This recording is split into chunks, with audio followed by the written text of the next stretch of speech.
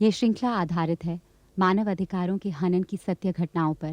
Tele रूपांतरण करते समय कोशिश की गई है कि व्यक्तियों के नाम, उपनाम इत्यादि गुप्त रहें। कुछ खास जगहों पर घटनाक्रम को दर्शाने के लिए काल्पनिक पात्रों का प्रयोग किया गया है। हमारी सभ्यता ने चाहे आधुनिकता का चोला क्यों न बदल लिया हो, लेकिन हकीकत तो यह है कि आज भी भारतीय समाज में कोई न कोई ऐसी घटना घट जाती है जो हमें यह एहसास दिला देती है कि हम आज भी उतने ही रूढ़िवादी हैं जितना हजारों साल पहले हुआ करते थे।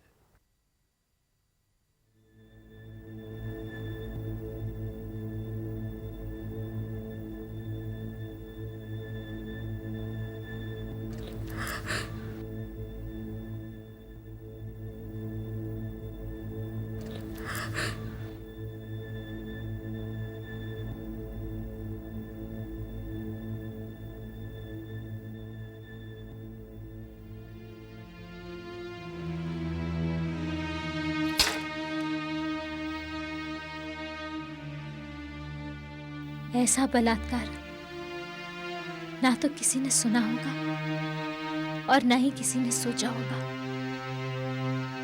बलात्कार करने वाला कोई दूसरा नहीं, हमारा पति है। इस बलात्कार का आदेश उसे गांव की पंचायत ने ही दिया था। बाहर से हमारी इस बेइज्जती का तमाशा देखने वाले कोई और नहीं, पंचायत के ही लोग हैं, जिसमें सरपंच भी शामिल है। इस तमाशे की भूमिका तो उसी दिन तैयार हो गई थी जब पूरन और उसकी माँ हमारे वास्ते शादी का रिश्ता लेके हमारे घर आए थे। हमारा तो भाग्य खुल गया। मैंने तो सोचा भी नहीं था कि हमारी बिन माँ की बेटी की किस्मत इतनी चोखी है। मैं कस्तूरी ने राठौर साहब की बेटी की शादी में देखी और तभी से ठान ली कि उसे ही अपनी बहू बना के ले जाऊंगी। अभी तक दिखाई नहीं दी, कहाँ है? ये लो, आ गई हमारी कस्तूरी। अब याने तो आप जानती हो हमारी कस्तूरी, और यह हमारी छोटी बेटी दर्पण, और ये है बेटा पूरन भान सिंह, और ये हमारी मासा।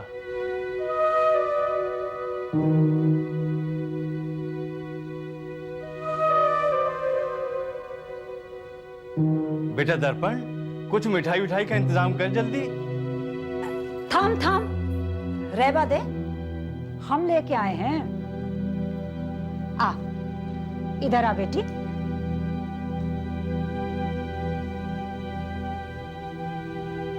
अरे आ जा, हमारे पास बैठ। आ,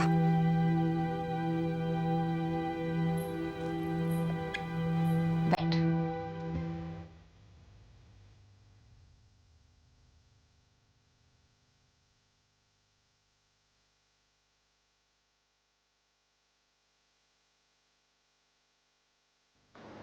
मिठाई दे, ले मुंह मीठा कर।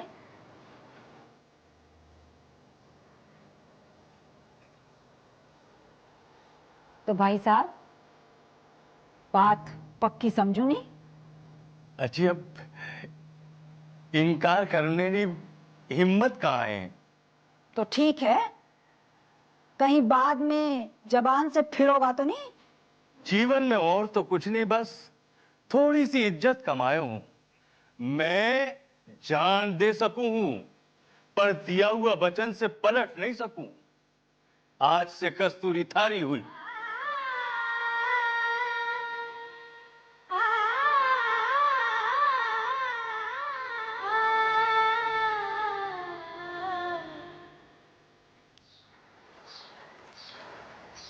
राम राम काका।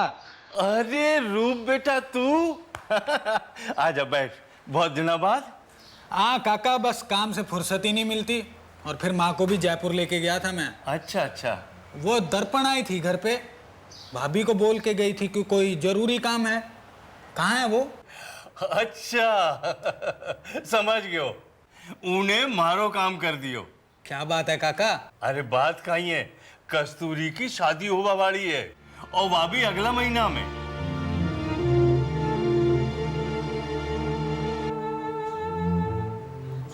थाने कहाँ ही हो गयो? तबीयत तो ठीक है थारी? हाँ काका। अरे रूप भाई जी, दीदी ने कुछ काम रहे थारे से, अंदर अपना कमरा में है, जाओ नहीं। हाँ हाँ जाओ जाओ नहीं, शादी की बधाई दे दो उनको। जाओ जाओ।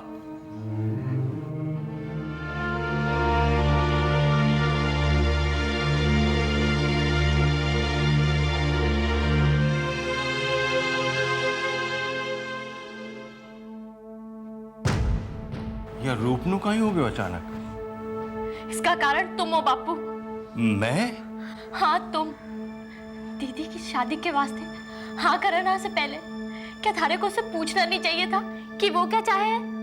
मतबल वह खुश नहीं है कहीं? अरे मैं तो उनकी भलाई के लेने सब कर रहा हूं। इतना बड़ो घर है उनको, और फिर पूरन में बुराई कहीं है?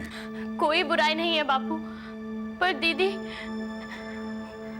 रूप भाई जी को चाहे,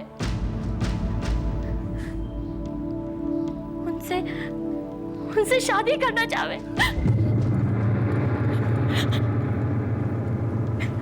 अरे अब गलती तो तुम दोनों की भी है, पहले ही बता देते तो ये समस्या पैदा नहीं होती।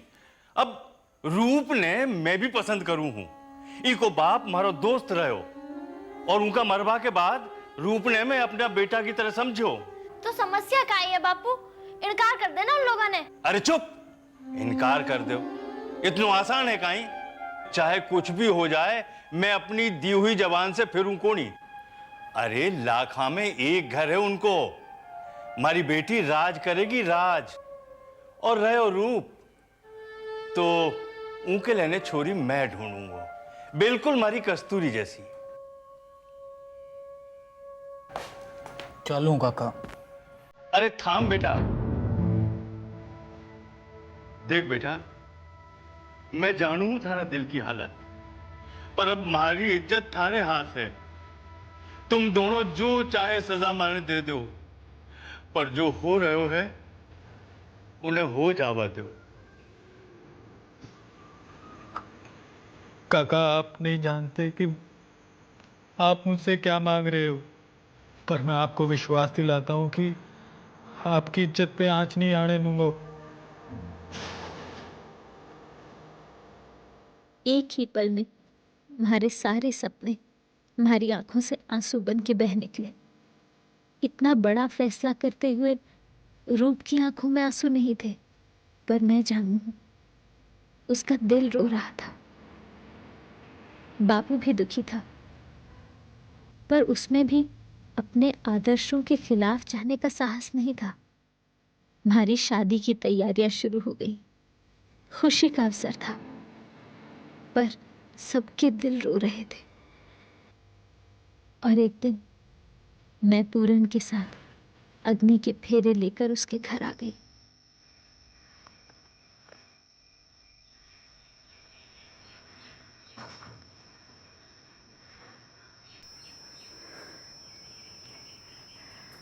तो बहुत सुंदर है री,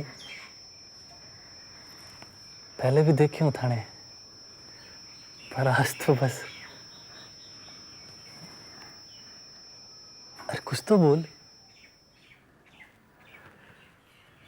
अच्छा एक बात बता,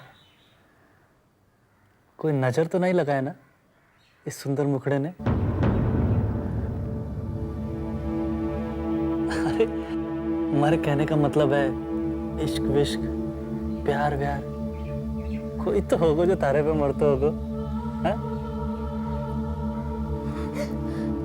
अरे वाह, मजा आ गया, बहुत ही चोखो जवाब दिया तूने।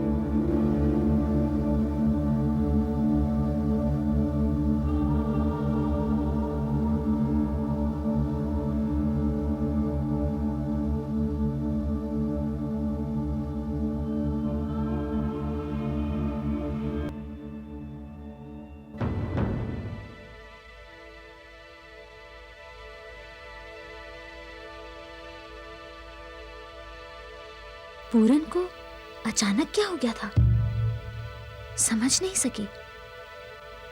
मैं तो उसे सच्चे मन से अपना पति स्वीकार कर चुकी थी। अब अपना सब कुछ उसके आगे समर्पित करने को तैयार थी, पर हमारे शरीर में आग भड़का के वो इस तरह क्यों चला गया?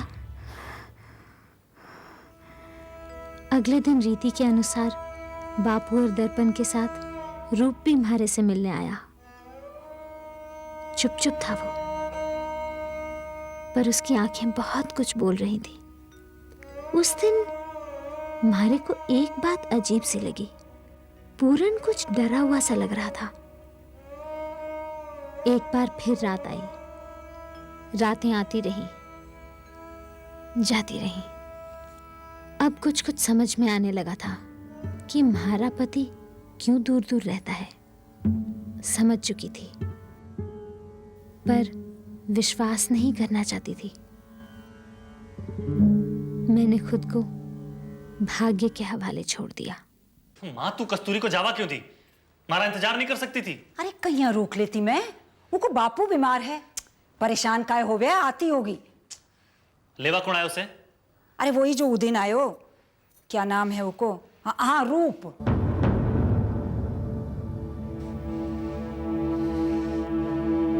माँ, तू भी कभी कभी गजब कर रहे है। कोई का भी साथ भेज देगी तू? खैर, मैं देखूं।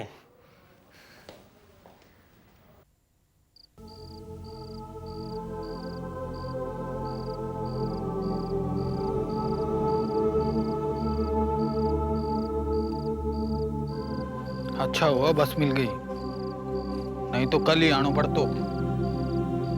पूरन भी परेशान होगा, है ना?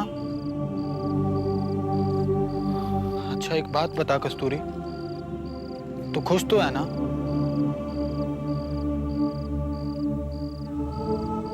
क्या हुआ? माने भी नहीं बताएगी?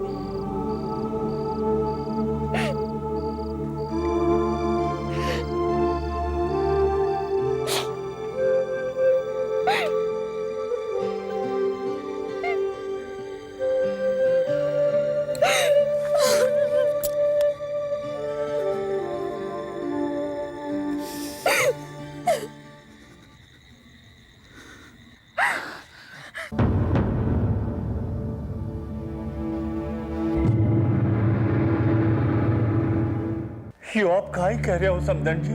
दिल तो कर रहे हो रात में ही धक्का मार के बाहर निकाल देती यानी, पर नहीं, हम थारी तरह नहीं है, इसीलिए सुबह को इंतजार कियो और थाने संदेशा भिजवायो। अब ले जा अपने पाप की गठरी अपने साथ। अरे मत बोलो समदन जी, थाने जरूर कोई गलतफहमी हुई है। गलतफहमी? मैं अपनी आंखों से देखा थारी बेटी ने बीच रास्ते में उस हरामजादे रूप के साथ। छी, बोलना में भी शर्म आवे माने। काहे कमी रही थारी बेटी ने? पूछो।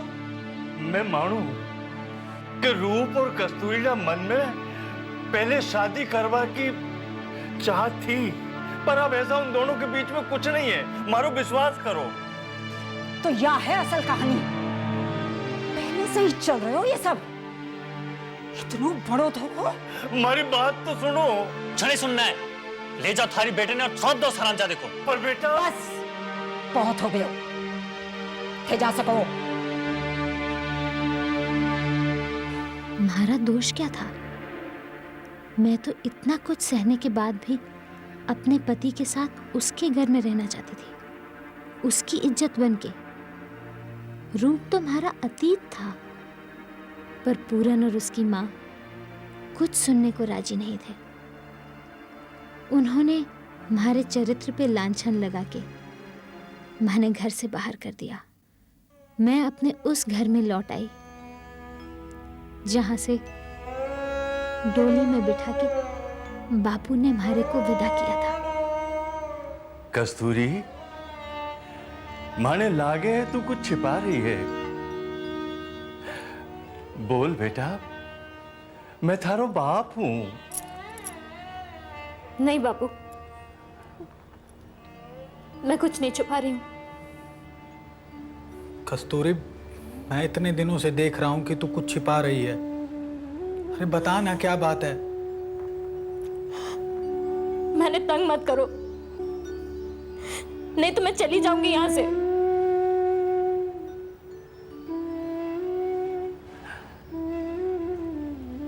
देख बेटा, तू कुछ बताएगी तो कुछ हल निकलेगो,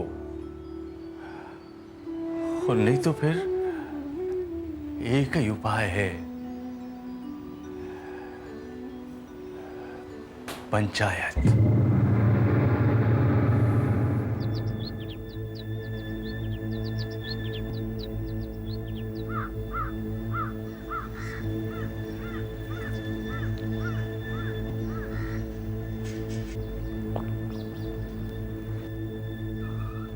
हाँ भाई पूरण, थारो कहीं कहना है इस बारे में? अपनी पत्नी ने घर से निकालना अच्छी बात तो नहीं है भाई, है कि नहीं? मैं तो बड़ा अरमाना से बिना दहेज के इसे लाई थी सरपंच जी। क्या पता था यही हमारी इज्जत ने डस लेगी। खुल के बोलो भाई, गोड़ मोड़ बातें मत करो। कैसे बोले सरपंच जी? बोलना में ही मारे को शर्म आवे है। मतलब इसको अवैध संबंध है इस छोरा के साथ।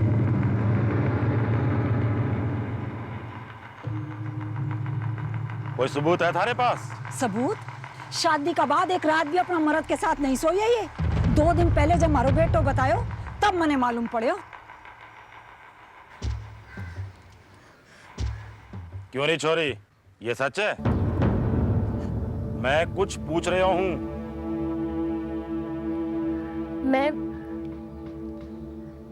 मैं काई बोलूं? भाई जो सच है। अरे ये क्या बोलेगी छिनाल? ये अपना मर्द के साथ नहीं अपना यार के साथ सोना चाहे। नहीं, ये झूठ है। तो सच का ही है। हमारा रूप के साथ कोई संबंध नहीं है। तो फिर तू अपने पति को उसका अधिकार क्यों नहीं देना चाहती? उसके साथ सोती क्यों नहीं बता? ए छोरी, बोलती क्यों नहीं? बोलती क्यों नहीं? सच क्या है?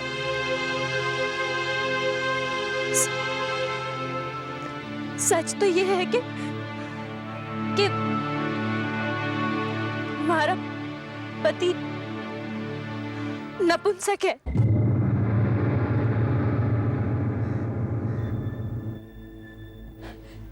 देखो देखो जान की जबान है। सरपंच जी अपनी इज्जत बचाने वास्ते हमारे बेटा ने नपुंसक बोले। छी, या छोरी तो औरत के नाम पे कलंक है, कलंक। एक मिनट। कस्तूरी थारे पास कोई सबूत है? इस बात का सबूत तो कोई औरत न दे सके। या तो कोई बात ना हुई सरपंच जी, बिना सबूत इतना बड़ा इल्जाम कोई कैसे लगा सके? तो थारे पास कहीं सबूत है कि तू नपुंसक नहीं है? नपुंसक बोल रहा है? नपुंसक बोल रहा है तू? थम। यूं मारपीट से झगड़ा कौन ही निपटेगो? मैंने सोचने दो, मामला खास है, खास। लेकिन सरपंच जी, ये कैसे पता लगेगा कि छोरी ने जो आरोप लगाया है वो सही है या गलत?